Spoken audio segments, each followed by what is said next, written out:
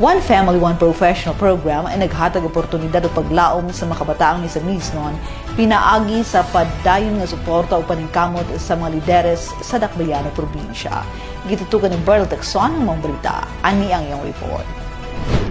Alang sa padayon nga pag-asinso o pagpalambo sa kinabuhi sa mga Misamis noon, ang Asinso Administration ubos sa matinud-anong pagpanguna sa amahan sa probinsya sa Misamis Occidental, the very hardworking Governor Attorney Henry S. Waminal nagmugna og programa nga sinsirong naghatag og pagtagad sa mga kabatanunan pinaagi sa One Family, One Professional program nga usa ka inisyatiba nga naghatag og dakong tabang ug kahupayan sa mga estudyante sa ilang pag-eskwela sa kolehiyo aron dili na kini maglisod sa pagpangita og ikabayad sa ilang tuition og mapahusay usab ang kabalaka sa ilang mga ginikanan sa pagpaeskwela sa ilang mga anak. Ang kalampusan sa maong programa nahimong posible tungod sa kanunay nga pagpakabana sa mga lideres sa dakbayan sa Osamis. Ilawom sa dinamikong pagdumala ni Mayor Attorney Henry N.D. F. Waminal Jr. kauban ang mga sakop sa konsiho sa pagpanguna usab ni Vice Mayor Simplicia Babineri ug ingon man usab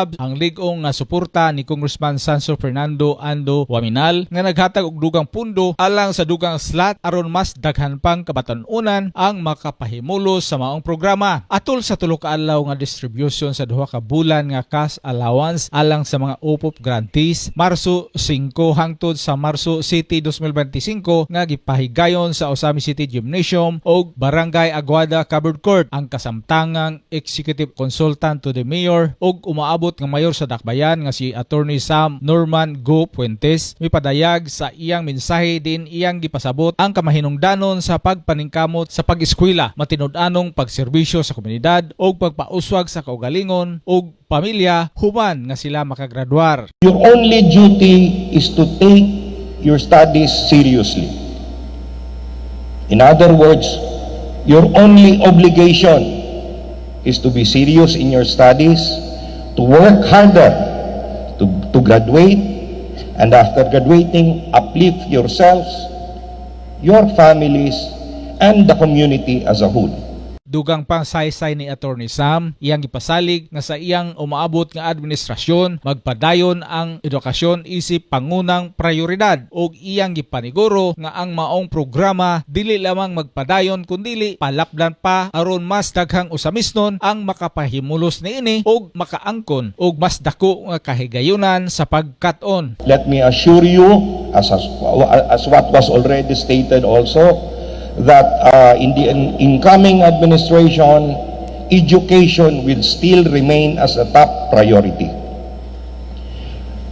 The success of this program must not end. Instead, we will continue with it and, if possible, even expand it so that others may avail of it. Dugang awhag ni Attorney Sam sa mga kabatanunan. But for us to achieve this, I need your support. If you believe in the primacy, the importance of education, if you want this program, the OPOP program, to grow, continue and expand, and to reach more these families, more deserving students, then I ask you to stand by me and to stand by us.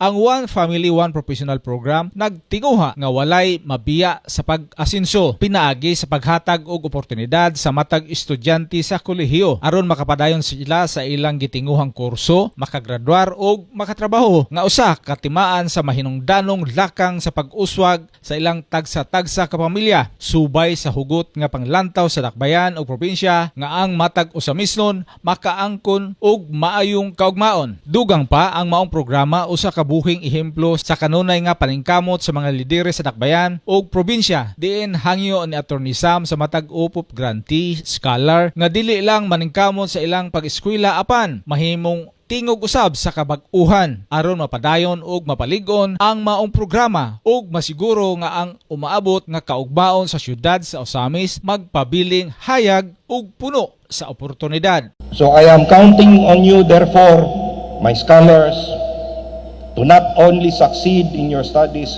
but to be voices for change. Let us continue this movement, strengthen this program, and ensure that the future of Osamis remains bright and full of opportunities.